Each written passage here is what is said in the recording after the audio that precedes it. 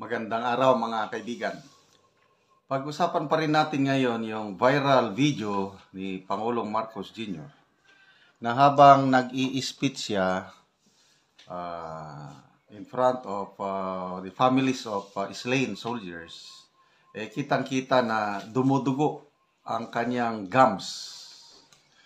So, ano ba ang cause nito? Ito si Mr. Rigoberto Tiglao, meron siyang post 1 hour ago. Sabi niya, is this a sign of kidney failure or coke use? So, coke. Hindi ko na klinaro basta coke. Isinare niya ang post ng VOBPH. Sabi ito, gingival bleeding. Sinerge ko anong gingival bleeding is bleeding of the gums.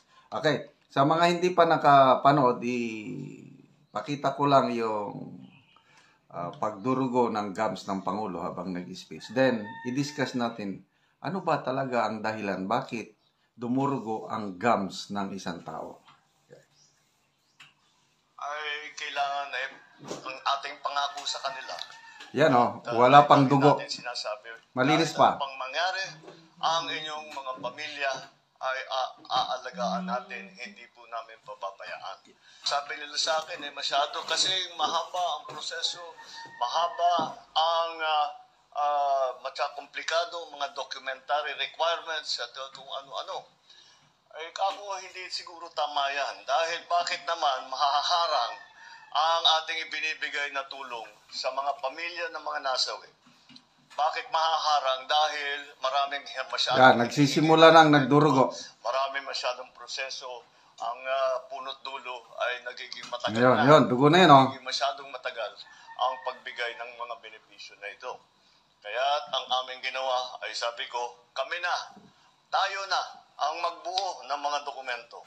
Tayo na ang mag-ayos ng kanilang mga pangangailangan. Okay. So, yung ibang comments na nababasa ko, hindi nila naiintindihan ano yung sinasabi ng Pangulo. Tungkol po ito sa yung pagtanggap ng benefits ng pamilya ng nasawing sundalo, mabagal. I agree to that. Napakabagal.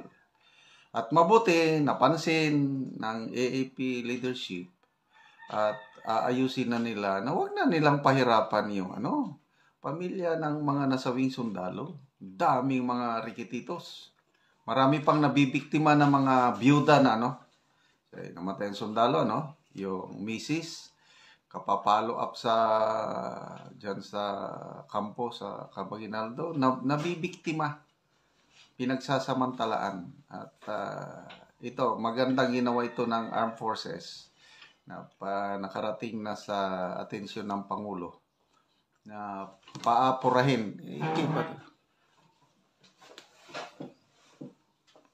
pabilisan ang proseso. Okay, so punta na tayo. Bakit nagdurugo ang gums ng isang tao? Ako, nakaranas na ko niyan. That was 2009, 2010, 2011 when I was assigned in Mindoro Island. Ang cause pala nitong bleeding gums, sign of poor health. That was the time before na yung lifestyle ko napakasama.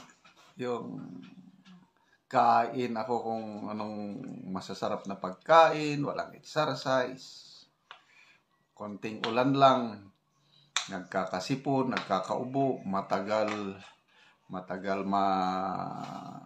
gumaling, sige kong katik ng antibiotics.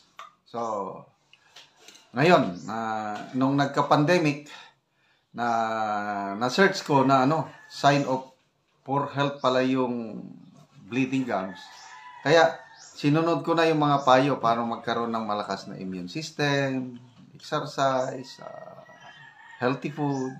Ngayon, sa awa ng Diyos, wala na yung bleeding gums. Gingival bleeding. Okay. Ito ang na-search ko sa Google. Gingival bleeding or bleeding gums is a common sign of inflammation of the gums and can indicate other health problems if persistent. It is often caused by plaque buildup but can also be linked to brushing too hard, poor oral hygiene, or underlying medical conditions.